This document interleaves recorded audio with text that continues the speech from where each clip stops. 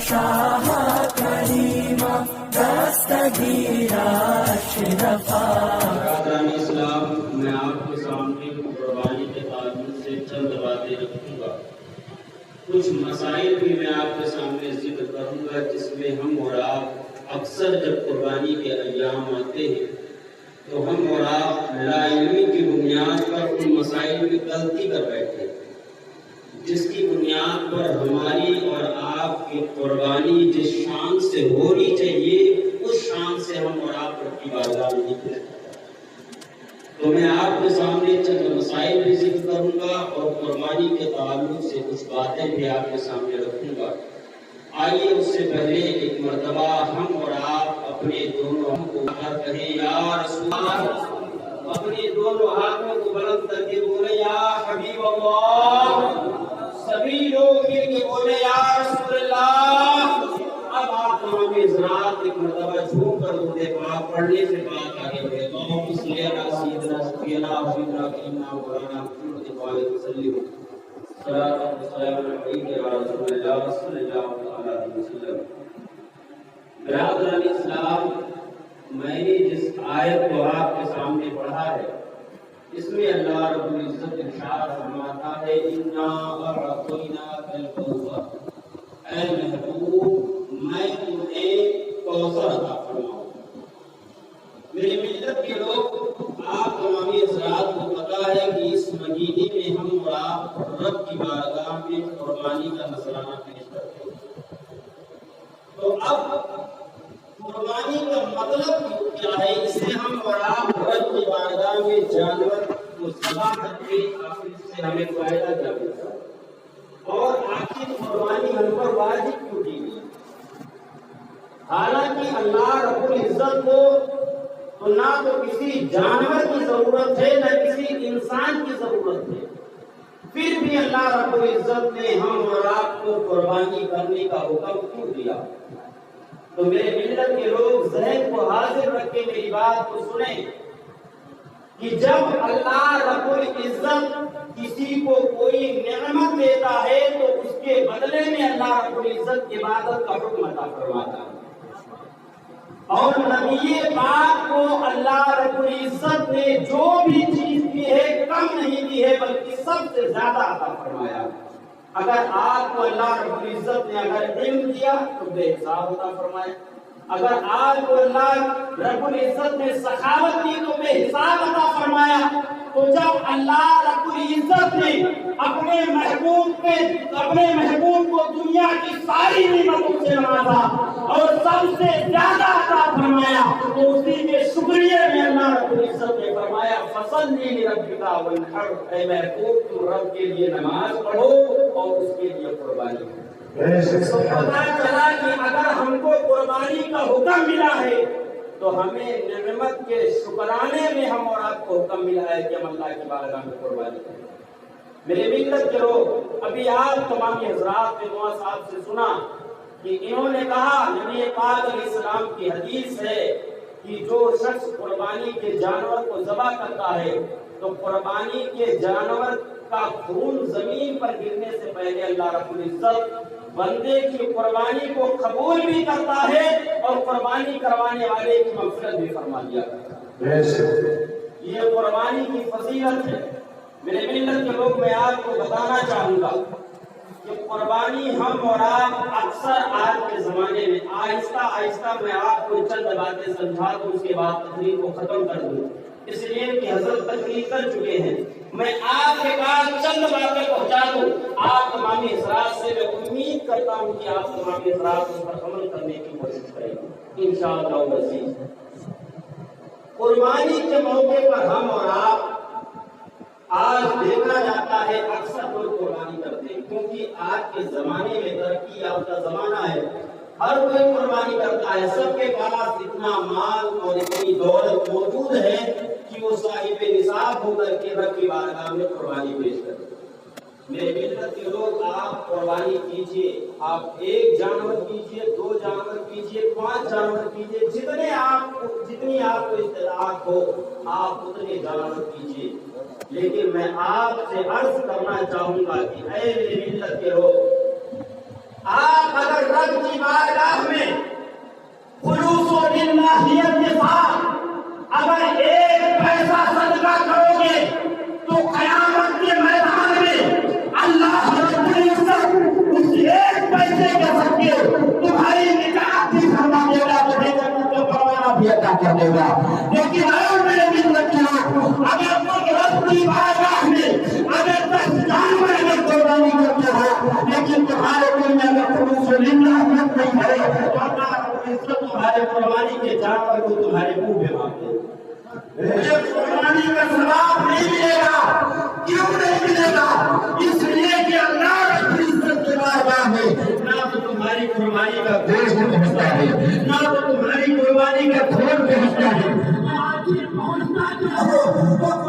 خدا کو تمہارے گوشت کی ضرورت نہیں ہے، خدا کو تمہارے خون کی ضرورت نہیں ہے، بلکہ اگر خدا کو ضرورت ہے تو تمہارے دل کے تقوی کی ضرورت ہے۔ نعرے تکبیر، نعرے رسالت، مسلک اعلیٰ حضرت، نعرے تکبیر، نعرے رسالت۔ بے شک سبحان اللہ۔ اس سے پتہ چلا کہ اگر ہم رب کے بارگاہ میں اگر خلوص و للہیت کے ساتھ اگر پیش آتے ہیں تو چھوٹا سا بھی چھوٹا عمل جو ہوگا ہمارا رب کی بارگاہ میں مقبول ہوگا۔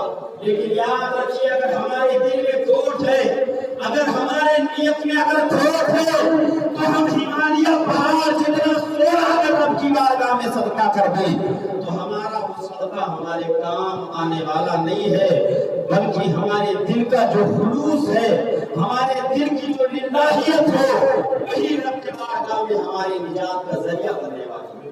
میں آپ کے سامنے پیش کروں ایک بات جو کسی سے تعلق رکھتا ہے، حضرت موسیٰ علیہ السلام کی، ذرا غور سے سنیے گا۔ اگرچہ مجھے پتا چلا کہ اس گاؤں میں بہت سارے مسلمان موجود ہیں، لیکن جو نگاہوں سے دیکھ رہا ہوں جس نے جلسہ کروایا ہے، اگر میری بات کو اگر صرف وہی سن لے اور اس بات پر عمل کر لے تو انشاءاللہ العزیز جو عمل کرے گا اس کے لیے بھی کافی ہوگا، اور جس کے کہنے سے عمل کیا ہے اس کے لیے بھی کافی ہوگا۔ یہ غور سے سنیے، حضرت موسیٰ علیہ السلام کے زمانے میں ایک شخص تھا جس نے تقریباً 100 سال تک رب کی عبادت کر رکھی، 1-2 سال نہیں بلکہ 100 سال سے رب کی عبادت کی۔ اس نے اپنے پیشانی کو رب کے سامنے چھپایا، اپنے ناک کو رب کے سامنے رگڑا، 100 سال تک اس نے جب عبادت کی، حضرت موسیٰ علیہ السلام کا حضور ہوا اس کے سامنے سے، رب کے بارگاہ میں سلام و کلام کے لیے حضرت موسیٰ جا رہے تھے۔ اس نے حضرت موسیٰ علیہ السلام کے بارگاہ میں عرض کیا کہ اے موسیٰ آپ تو اللہ کے قریب ہیں، آپ رب سے سلام و کلام کرنے جایا کرتے ہیں، اے موسیٰ سنو، میں تمہارا امتی ہوں، میں نے 100 سال تک اپنی پیشانی کو رب کی بارگاہ میں رگڑا ہے، میں نے اپنے ماتھے کو اپنے پیشانی کو سجدے کے منہ سے منور کیا ہے، میں نے 100 سال جو عبادت کی ہے، آپ خدا کے بارگاہ میں جا رہے ہیں، جب خدا کی بارگاہ میں جانا تو میرے رب سے پوچھنا اے میرے مولا تیرا ایک بندہ ہے جس نے تیرے لیے 100 سال تک عبادت کر رکھے ہے، ذرا میرے رب سے پوچھنا مجھے 100 سال کی عبادت کا جو ہے مرتبہ کیا ملے گا، مجھے جنت میں کون سے درجے میں رکھا جائے گا۔ حضرت موسیٰ علیہ السلام نے جب اس کی باتوں کو سنا تو حضرت موسیٰ علیہ السلام رب کی طرف چل دیے کوہ پہاڑ پر۔ جب حضرت موسیٰ کوہ طور پر پہنچے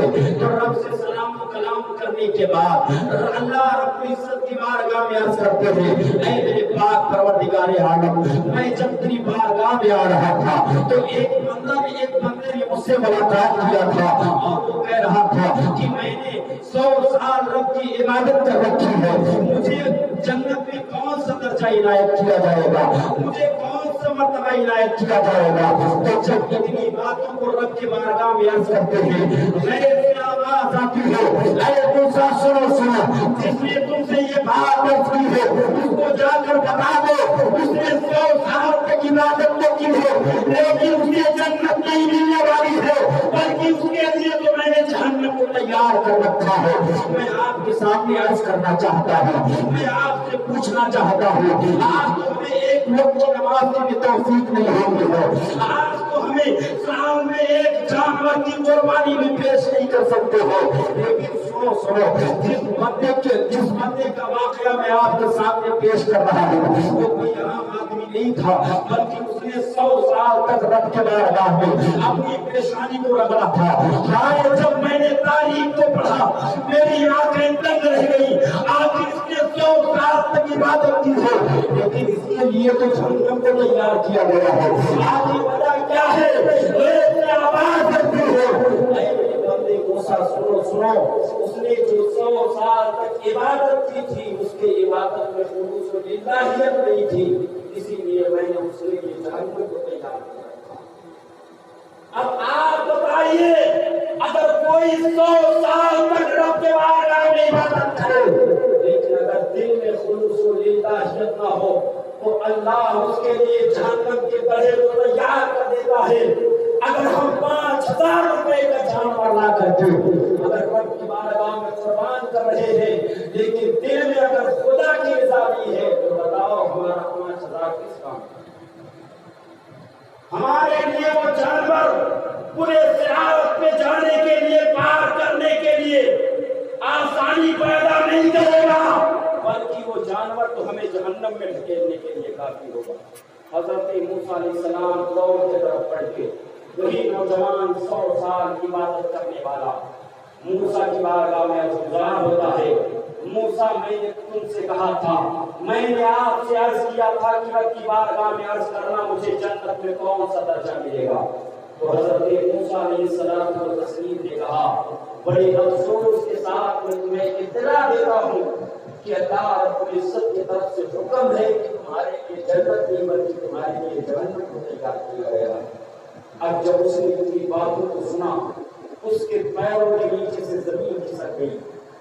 جب پیروں کے نیچے سے زمین کھسک گئی ایک دم حیران و پریشان سوچنے لگا مولا میں نے تو 100 سال تک عبادت کی ہے، میری عبادت کو رد کر دیا گیا.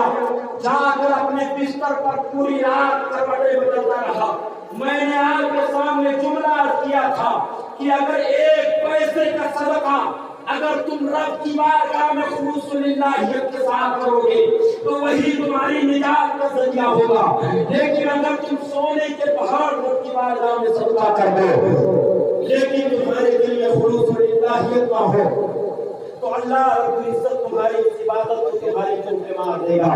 میرے منت کرو تو اپنی بستر پر پوری رات کروٹیں بدلتا رہا، سوچتا رہا مولا میری عبادت کو رد کیوں کیا گیا. آخر کار اس نے ایک فیصلہ لیا.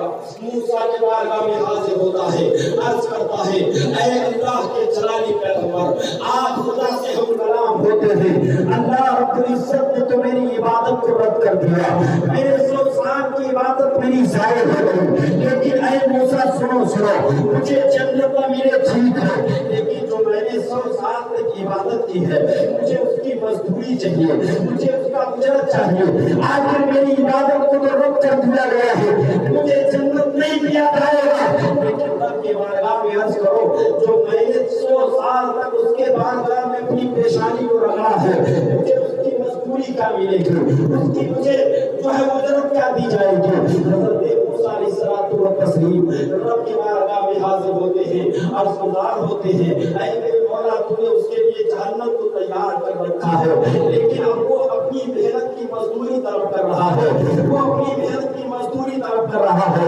حضرت غیر سے آواز آتی ہے موسیٰ مزدوری کیا چاہتا ہے. تو موسیٰ نے عرض کیا وہ بندہ کہہ رہا ہے کہ جب قیامت برپا ہو، جب قیامت میں نفسی کا عالم ہو، جب سب کے سب قیامت میں موجود ہو، جب مجھے جہنم میں ڈالا جائے تو میرے جسم کو اتنا موٹا کر دیا جائے، میرے جسم کو اتنا لمبا کر دیا جائے کہ جب قیامت کے میدان میں مجھے جہنم میں ڈالا جائے تو میرے جسم سے پوری جہنم بھر جائے تاکہ کوئی خدا کا گنہگار بندہ کوئی جہنم میں نہ جانے پائے. اتنا کہنا تھا جب اس نے رب کی بارگاہ میں اتنی باتوں کو عرض کیا ہے غیب سے آواز آتی ہے موسیٰ مجھے جا کر خوشخبری دے دو اب اس کے لیے جہنم میں ہو بلکہ اس کے لیے جنت میں اس کا انتظام کر دیا گیا. نعرہ تکبیر، نعرہ رسالت، مسجد اعلیٰ حضرت جشن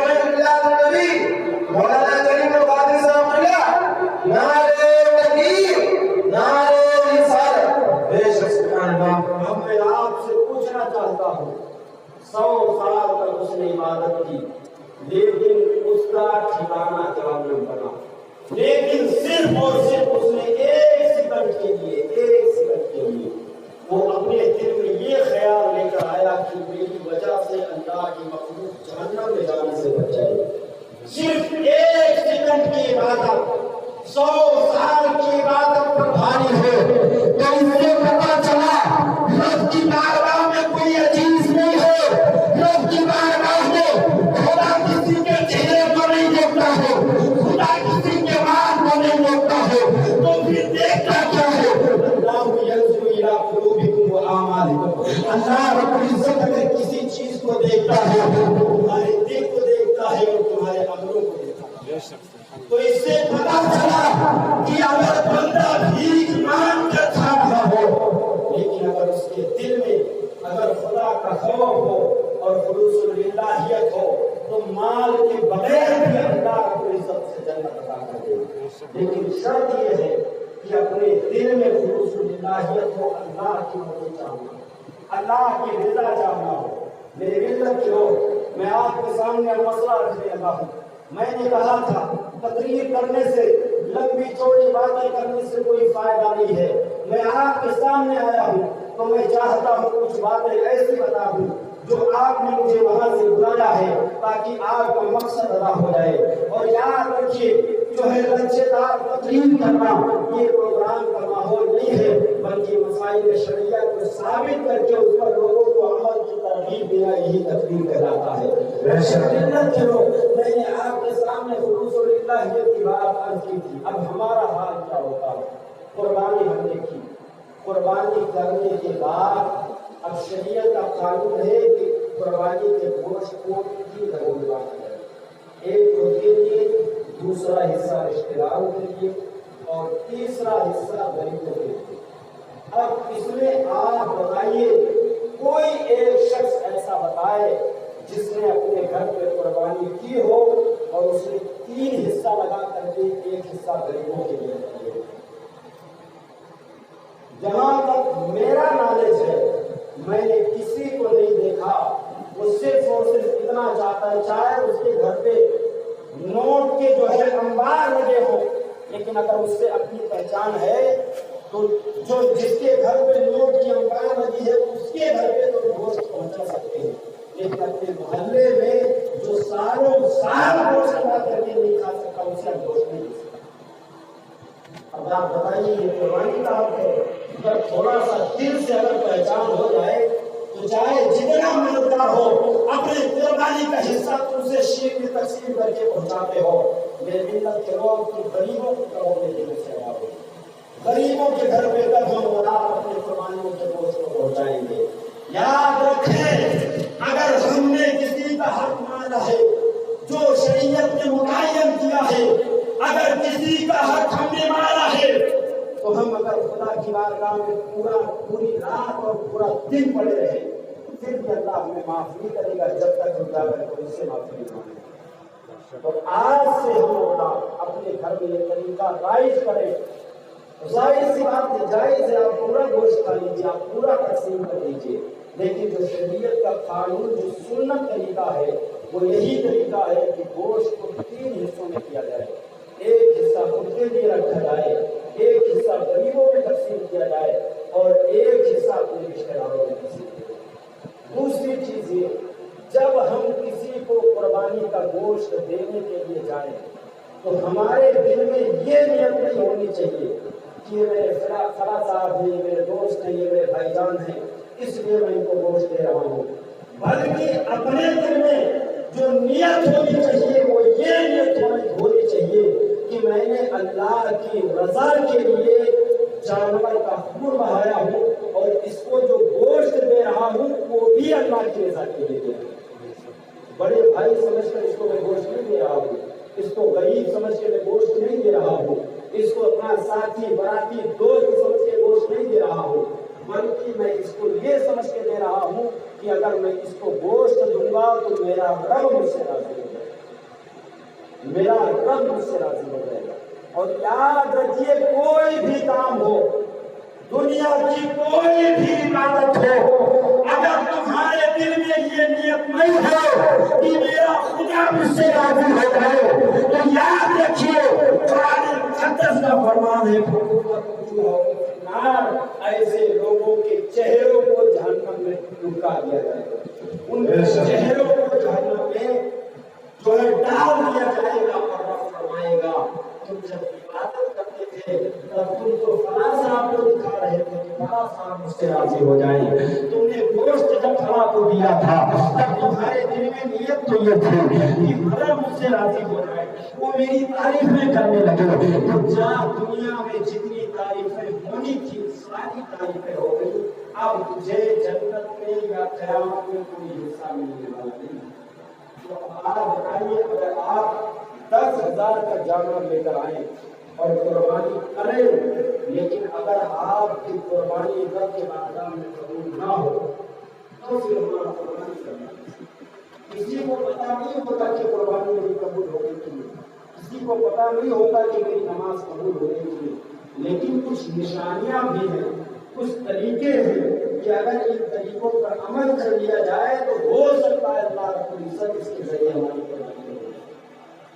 دوسرا قربانی کے موقع پر یہ ہوتا ہے کہ اگر مثال کے طور پر ایک گھر میں 10 لوگ رہتے ہیں، ایک گھر میں 10 لوگ رہتے ہیں، اور اس گھر کا گارجن صرف اور صرف ایک مثال کے طور پر کسی گھر میں 4 لڑکے ہیں اور اس کا باپ ہے۔ اب اگر باپ مالک ہے اور لڑکا اپنے نام سے اگر قربانی کروائے تو پھر قربانی کا وجوب تم پر تب بھی واجب ہے، یعنی لڑکا اگر اپنے نام سے کروا بھی دے تب بھی تم سے قربانی کا قرضہ نہیں اترے گا، بلکہ جو گھر کا مالک ہے، جو گھر کا مکھیا ہے، جب اس کے نام سے قربانی ہوگی تب اس سے قربانی کا قرضہ۔ ہاں ظاہر سی بات ہے اگر آپ کے پاس 4 بھائی ہیں، اگر چاروں کے پاس اور سب ایک میں رہ رہے ہیں، اگر چاروں کے پاس اگر 50,000 روپے رکھے ہوئے ہیں تو اب چاروں پر قربانی والی ہے، لیکن اگر کسی کے پاس 10,000 ہے، کسی کے پاس 15,000 ہے، کسی کے پاس 20,000 ہے اور گھر کا مالک جو ہے وہ اس کا باپ ہے، تو بچوں کے نام پر قربانی واجب نہیں ہے بلکہ باپ کے نام پر قربانی واجب ہے۔ اگر بچہ اپنے نام سے قربانی کرائے گا تو پھر بھی اللہ رب العزت کی بارگاہ میں وہ بچے کے ساتھ رکھے گا۔ ہاں اگر آپ کو قربانی ہے، بچوں کے نام سے قربانی ہے یا پھر بیوی کے نام سے قربانی ہے، بہن کے نام سے قربانی، تو آپ کروائیے، لیکن اپنے نام سے جانور رکھو، آپ 2 قربانی کروائیے، آپ 3 قربانی کروائیے اگر آپ کو استطاعت ہے، لیکن جو گھر کا مالک ہے اس کے لیے ہر سال قربانی ہونا واجب ہے۔ اب بہت سے لوگ قربانی کرواتے ہیں، اگر پہلے سال انہوں نے قربانی کروائی تو کہتے ہیں لاؤ پہلے سال اگر قربانی کروا رہے ہیں تو لاؤ حضور صلی اللہ علیہ وسلم کے نام سے کروا دیں۔ یار میرے بھائی یہ ہمارا عشق ہے کہ ہم حضور کے نام سے قربانی کرواتے ہیں، لیکن رسول اللہ کو ہماری قربانی کی ضرورت نہیں ہے، بلکہ ضرورت تو اس کے لیے ہے جس پر قربانی واجب ہے، اس کو ضرورت ہے۔ اگر آپ پوری زندگی اگر آپ ایک بار بھی اگر رسول اللہ کے نام سے قربانی نہ کروائیں تو آپ گنہگار نہیں ہوں گے، لیکن جو گھر کا مکھیا ہے اگر وہ 1 سال بھی اگر وہ نادا کرے گا تو رب کی بارگاہ میں مسئلہ ہو جائے گا۔ مسئلہ سمجھ میں آ رہا ہے؟ جو گھر کا مالک ہے، جو گھر کا گارجن ہے، اگر وہ مالک نصاب ہے، اگر 1 سال بھی نادا کرتا ہے تو رب کی بارگاہ میں وہ مجرم ہوگا، قیامت کے میدان میں اس سے پوچھا جائے گا کہ تم نے قربانی کی نہیں۔ اور بہت سارے لوگ ویسے ہیں کہ پورے سال وہ مالدار رہیں گے، پورے سال اگر گھر میں اگر گوشت کھانا ہو تو ہفتے میں 5 بار گوشت کھائیں گے، لیکن جب قربانی کے ایام آئیں گے تو وہ ساتھ غریب اور کنگال ہو جاتے ہیں۔ یاد رکھیے جو رب کی بارگاہ میں قربانی پیش کرتا ہے، جو رب کی بارگاہ میں بخیلی کرتا ہے، اللہ رب العزت اس کی بخیلی کو اور بڑھا دیا کرتا ہے، اور جو رب کی بارگاہ میں خوش دلی کے ساتھ خرچ کرتا ہے، اللہ رب العزت اس کو کبھی پوری زندگی ایسا ہوگا، ایسا اس کو رب تعالیٰ بنا دے گا کہ کبھی اسے کسی کے سامنے ہاتھ پھیلانے کی ضرورت نہیں پڑے گی۔ لیکن شرط یہ ہے کہ ہم اور آپ رب کی بارگاہ میں بخیلی پیش نہ کریں۔ यार बड़े ताज्जुब की बात है कि मौलाना ने आपको बताया कि हजरत इब्राहीम अलैहिस्सलाम और माओ बहनों का भी यही हाल है। अगर आपकी बीवी के पास अगर 50,000 का जेवर है आपके ज़माने में, आपकी बीवी के पास, गौर से सुनिए, अगर आपकी बीवी के पास अगर 50,000 का जेवर है तो कुर्बानी आप पर भी वाजिब है, आपकी बीवी पर भी वाजिब है। अगर बीवी नहीं करवाएगी तो समझ लीजिए उसका भी क़यामत में पकड़ होने वाला है। आज के ज़माने के एतबार से मोटी रकम अगर जोड़ ली जाए तो 45 से 50,000 रुपये जिसके पास हैं, इस वक्त मौजूद है, उस पर कुर्बानी करवाना वाजिब है। मेरे मिलत के लोग याद रखिए, हमारी माओ बहनों का और हमारे जो है भाइयों का, बुजुर्गों का, दोस्तों का ये हाल है कि पूरा साल तो अमीर बन के रहे, लेकिन जब खुदा की बारगाह में खर्च करने का मौका आया तो दुनिया के सबसे बड़े गरीब, सबसे बड़े कंगाल बन के बैठ जाते हैं। यार मुझे ताज्जुब है और हैरत है कि अगर ये तो बड़ी खुशी की बात है कि अल्लाह रब्बुल इज्जत ने जानवर की कुर्बानी पेश करने को कही। तवज्जो कीजिएगा, अल्लाह रब्बुल इज्जत ने जानवर की कुर्बानी पेश करने को कही है। किसी के पास इब्राहीम जैसा कलेजा जो अपने बच्चे को मीना की वादी में ले जाए कुर्बान करने के लिए? और हमारा और आपका मकसद क्या होता है कि अगर मेरा बच्चा मिलेगा, अगर हमको ना भी कोई मेहनत करनी पड़े, ना दुआ करनी पड़े, अल्लाह रब्बुल इज्जत अगर हमें वैसे अता कर दे और चाहे 10 नहीं बल्कि 50 अता कर दे, तो किसी माई के लाल के अंदर इतना कलेजा नहीं है कि अपने 50 बच्चे में से एक बच्चे को निकाल करके जाए और जो उसे ज़बह कर दे। लेकिन हज़रत इब्राहीम अलैहिस्सलातु वस्सलाम जो है हदीस पाक में आता है कि आपकी उम्र तकरीबन 80 या 120 साल की होगी। आपके घर में कोई औलाद नहीं थी, आपने रब की बारगाह में दुआ की, रब्बी हब्बी मिनस सालिहीन, ऐ मौला मुझे नेक औलाद अता फरमा दे। रब की बारगाह में दुआएं करते रहे, दिया व जारी करते रहे। तकरीबन आपने रब के बारगाह में मुसलसल कई सालों तक जब आपने दिया व जारी की तो अल्लाह रब्बुल इज्जत ने आपको एक बेटा अता किया, और जो जिसको नबूवत के मकाम से शर्फियात करना था अल्लाह रब्बुल इज्जत को, उस बेटे को जब अता किया 120 साल की उम्र हो चुकी। हम बेटा क्यों तलब करते हैं?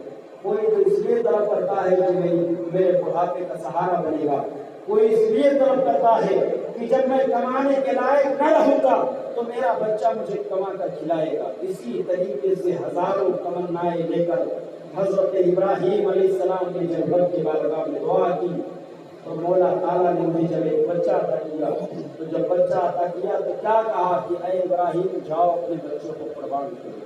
अब इब्राहीम ने रब की बारगाह में यह अर्ज नहीं किया मौला मेरे पास एक ही बच्चा है, मैं तेरे बारगाह में बच्चे को कुर्बान नहीं करूंगा। इब्राहीम ने ये नहीं कहा कि मेरे पास सिर्फ एक ही औलाद है, मैं तेरी बारगाह में नहीं अर्ज पेश करूंगा, बल्कि इब्राहीम ने जो रब की बारगाह में अर्ज किया, मौला तुमने तो सिर्फ एक बच्चा अता किया है, अगर हजारों बच्चे अता करता तो सब नारे तकबीर, नारे रिसालत, मसलके आला हज़रत तशरीह मिलाद नबी, नारे तकबीर, नारे रिसालत। बेशक सुभान अल्लाह। ऐ नबी के मानने वालों, अब आप बताइए कौन सी ऐसी निशानी है जिसकी बुनियाद पर हम आपको कामिल मोमिन माने, या शरअ के एतबार से आपको कामिल मोमिन माना जाए? ना तो हमसे कुर्बानी हो सकती है, ना तो हमसे नमाज हो सकती है, ना हमसे रोजा हो सकता है, ना तो हमसे दाढ़ी हो सकती है। दीन से जितने भी कामों का ताल्लुक है हमसे भी नहीं हो सकता है, और दीन के अलावा जितने भी काम है हम हर एक काम पर ध्यान दे सकते हैं। अब आप बताइए कोई ऐसी निशानी दिखाइए जिसकी बुनियाद पर हमें मुसलमान और नबी का मानने वाला कहा जा सके। हज़रत हाजरा की बारगाह में भी वो शैतान गया था और उसने कहा था कि ऐ हाजरा अपने बच्चे को इब्राहीम ज़बह करने के लिए लेकर जा रहे हैं। अब आज की हमारी माँ बहनों की तरह से हज़रत हाजरा ने जवाब ये नहीं दिया था कि मेरे पास तो 50,000 रुपए ही है, मुझे अपने बच्चों की तालीम देखनी है, مجھے اپنے بچوں کی پرورش کرنی ہے۔ حضرت حاضرہ نے یہ جواب نہیں دیا تھا، بلکہ حاضرہ نے تو کہا تھا کہ اگر میرے رب کی یہی مرضی ہے تو میں اپنے رب کی بارگاہ میں اپنے اس آنکھوں کے نور کو قربان کرنے کے لیے تیار ہوں۔ اور 9 سال کا بچہ، 9 سال کے بچے کو پاجامے کا ناڑا باندھنے کو نہیں آتا ہے۔ جو ہے روایت کے مطابق یا تو حضرت اسماعیل علیہ السلام کی عمر 7 سال کی تھی یا تو 9 سال کی۔ آپ بتائیے پاجامے کا زاربل بچہ نہیں باندھتا تھا، لیکن جب حضرت ابراہیم نے بچے سے پوچھا تھا اے میرے بیٹے بتا، میں نے تو خواب میں دیکھا ہے کہ میں تجھے ذبح کر رہا ہوں، میرے خدا کا حکم ہے، فانظر ماذا ترى، بچے بتا تیری رائے کیا ہے؟ تو بچے نے جواب دیا اے میرے ابا جان، مجھ سے رائے پوچھنے کی ضرورت نہیں ہے، آپ کو جو خدا نے حکم دیا ہے آپ اس کو کر دو۔ میں صبر کرنے والا نظر آؤں۔ بتائیے 7 سال کا بچہ اگر ہمارا ہو تو ہم اسے اللہ کہنا نہیں سکھا سکتے۔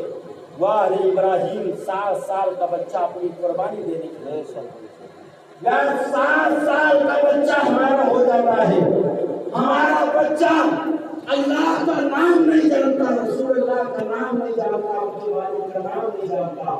ہائے ابراہیم، اور تیرے بچے پر ہزاروں جانیں قربان کہ تیرا بچہ تو رب کی بارگاہ میں اپنی جان کو نچھاور کرنے کے لیے، اور ہمارا بچہ 7 سال کی عمر میں خدا کا نام لینا نہیں جانتا۔ اور حد تو یہ ہے کہ آج ہمارا بچہ جب بولنے لگتا ہے، اس کے منہ میں جب تھوڑی تھوڑی زبان آنے لگتی ہے تو لعنت ہو ایسے ماں باپ پر کہ اپنے بچوں کو گالیاں سکھاتے ہیں، گالیاں۔ اگر بچہ اگر کسی کو گالی دے تو یہ ہنستا ہے، یہ اور اس پر ٹھٹے مارتا ہے کہ میرا بچہ کو گالی دے گیا۔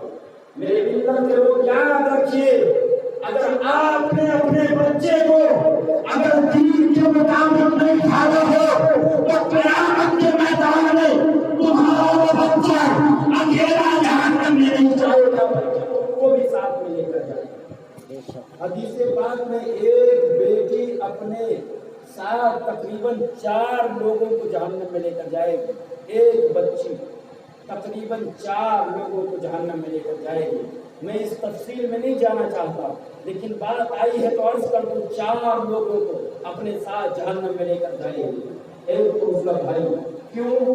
اس لیے رب کی بارگاہ میں عرض کرے کہ مولا تو مجھے اکیلا جہنم میں مت بھیج، بلکہ جب میں دنیا میں گناہ کرتی تھی تو میرا بھائی میرے سامنے موجود ہوتا تھا، لیکن وہ مجھے منع نہیں کرتا تھا کہ اے میری بہن یہ کام مت کریے، شریعت کے خلاف۔ دوسرے نمبر پر میرا رب فرمائے گا اس کے بھائی کو ساتھ لو اور جہنم میں سے ڈال کر آؤ۔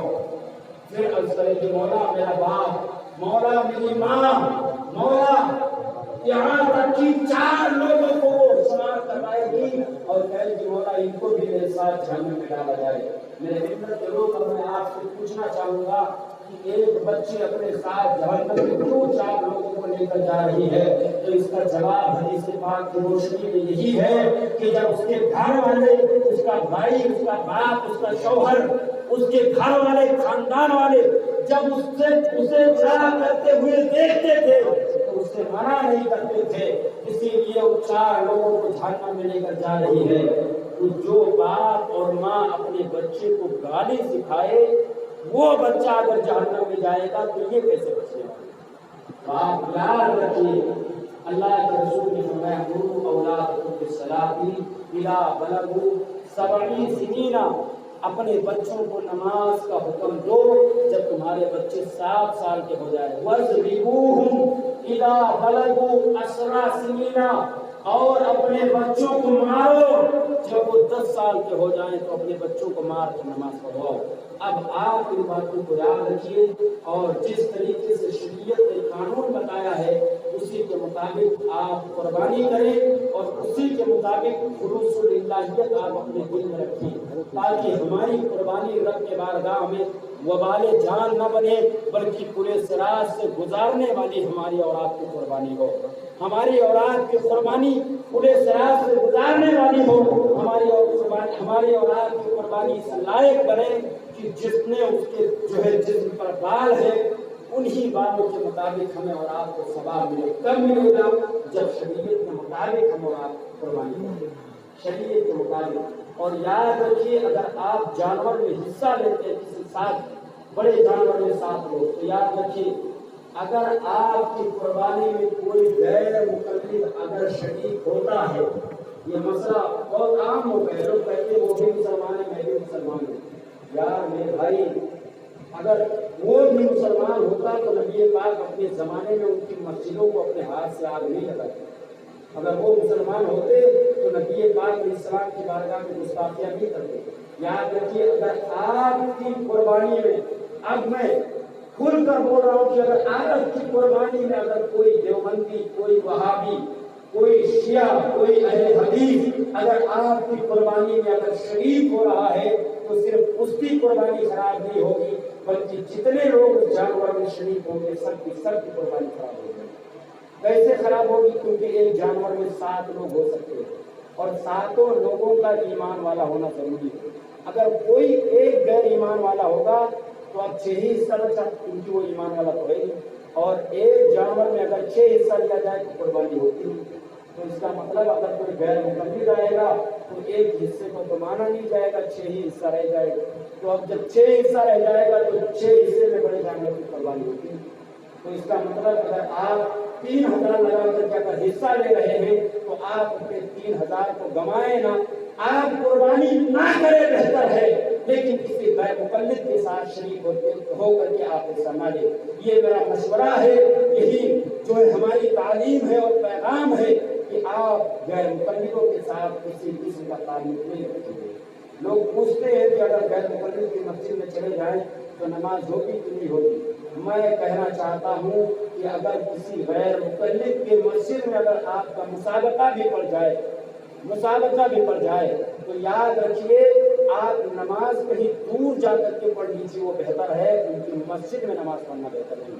اب تم کہو گے کہ وہ بھی مسجد ہے یہ بھی مسجد ہے، تو میں اب ایک کڑوی بات آپ سے کہنے جا رہا ہوں. آپ کی ماں بھی بیوی، آپ کی ماں بھی عورت ہے کہ نہیں ہے؟ آپ کی بہن بھی عورت ہے. غور سے سنیے گا، صرف سمجھانے کے لیے بات درج کر رہا ہوں، ہو سکتا ہے کسی کو برا بھی لگے.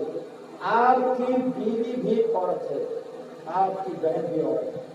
اب یہ بتائیے بیوی کے ساتھ جو آپ کام کر سکتے ہو اپنی بہن کے ساتھ کریں گے؟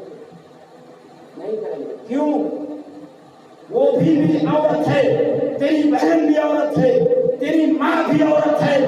آخر بیوی کے ساتھ دوسرا برتاؤ، بہن کے ساتھ دوسرا برتاؤ، وجہ کیا ہے؟ وہ کہو کہ شریعت نے متعین کر دیا ہے جو بہن ہوگی اس کے ساتھ وہ کام نہیں کیا جا سکتا ہے جو بیوی کے ساتھ کیا جا سکتا ہے.